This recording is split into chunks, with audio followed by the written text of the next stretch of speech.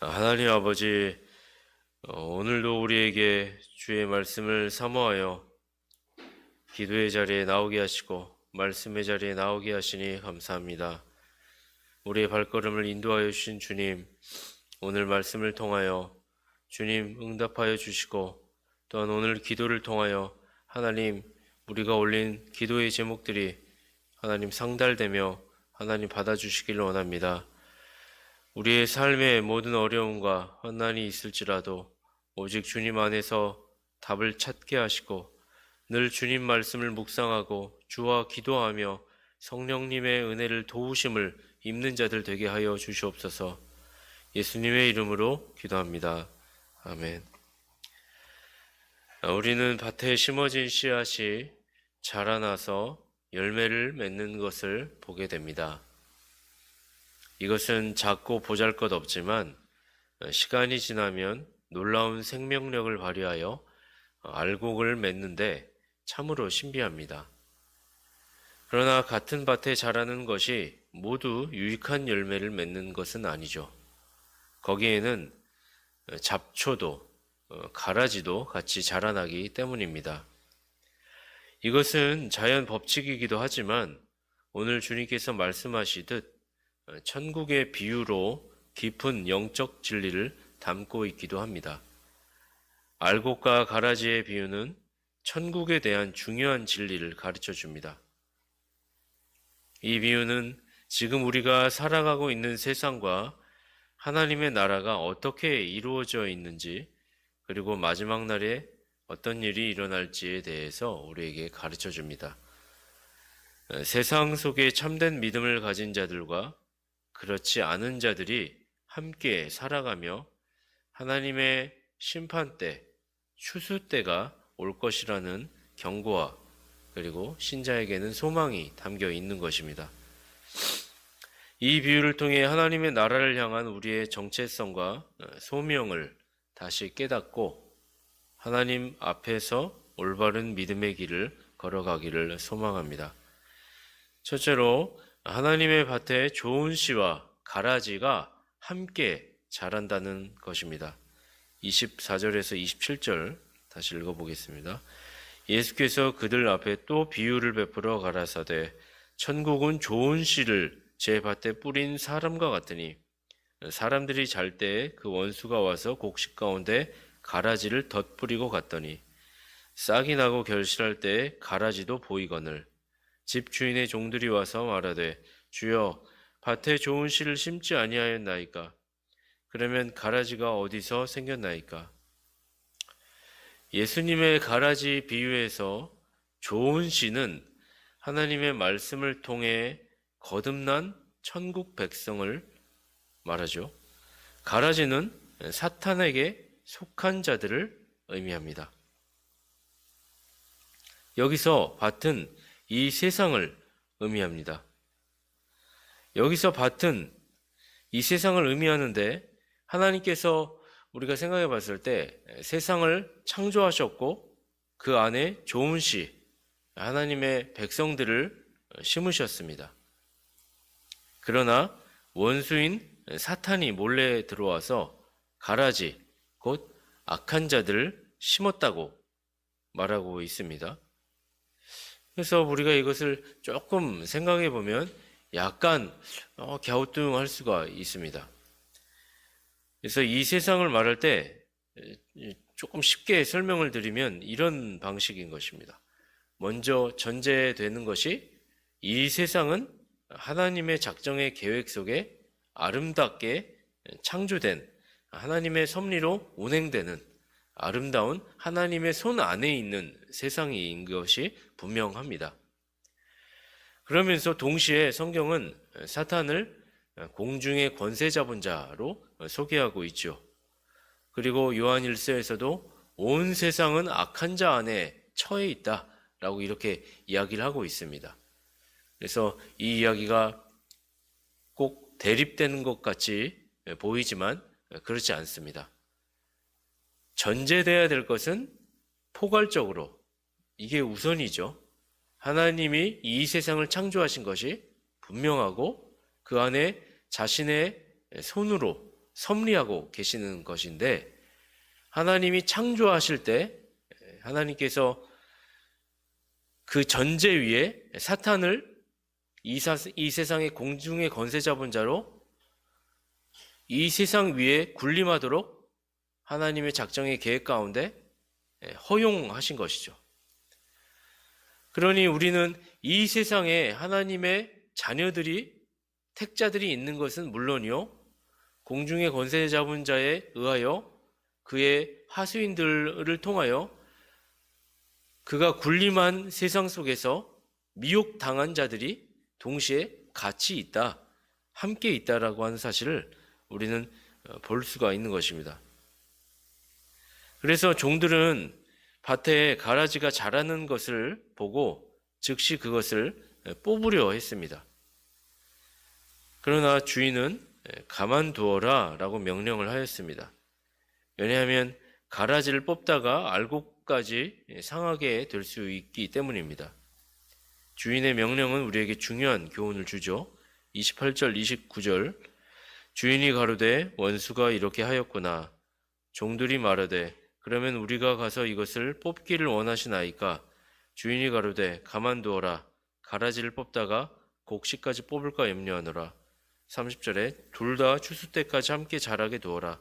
추수 때에 내가 추수꾼들에게 말하기를 가라지는 먼저 거두어 불사르게 단으로 묶고 곡식은 모아 내 곡간에 넣으라 하리라. 우리는 이 세상에서 일어나는 악한 자의 활동을 그러므로 이상하게 여길 필요가 없습니다. 하나님은 자신의 구원 계획 가운데 악한 자의 활동을 허락하신 것이죠. 그 이유는 그럼 무엇이겠습니까? 하나님께서 천사들이 그걸 뽑아버릴까요? 이야기를 하니까 내비두어라. 어차피 심판 때에 그것들을 다 분류할 거라고 얘기를 하시죠. 내비두어라 라고 이야기를 하는 이유는 이 땅 위에 가라지와 알곡이 같이 있는 것이 하나님의 뜻인 것이죠. 그러면 하나님께서 악한 자의 자녀들, 그리고 하나님의 자녀들이 함께 있게 해서 하나님의 자녀들을 괴롭게 하려고, 괴롭히시려고 같이 있어라 라고 이야기한 것일까요? 그렇지는 않겠죠. 우리가 경험적으로도 알겠지만 가라지가 함께 있을 때 분명한 것은 방해도 받겠지만 깊이 뿌리를 내린 씨앗들은 더 깊이 내리게 될 것입니다. 연단의 목적으로 하나님께서 가라지를 허용하시는 것입니다. 신자들의 연단을 위하여서 가라지를 함께 둠으로 신자들이 마지막 추수 때에 더 열매를 많이 맺게 하기 위하여 함께 이 땅 위에 있게 하신 것이죠.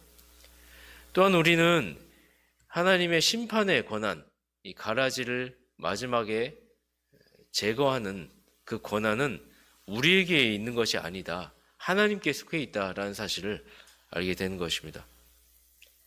우리가 왜 저 악인을 이 땅 위에 두게 하셨냐?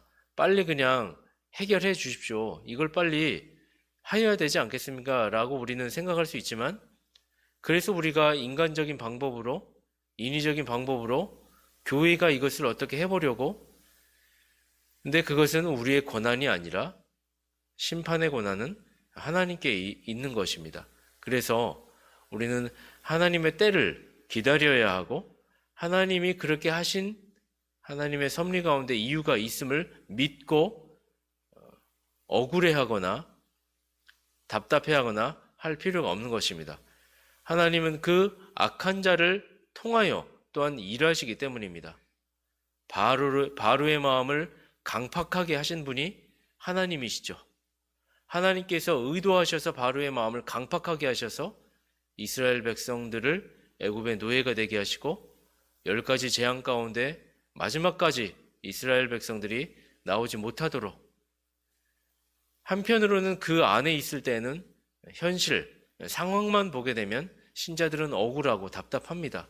그러나 하나님의 크신 뜻을 보게 되면 심판의 권한은 아버지 하나님께 있으며 하나님의 손 가운데 가라지를 함께 두신 것은 하나님의 뜻이구나 라는 사실을 이해하며 우리는 오늘의 삶에서 인내하고 오히려 하나님의 뜻을 발견하기 위하여 그 뜻이 들춰 보여지기 전까지 기다려야 하는 것입니다.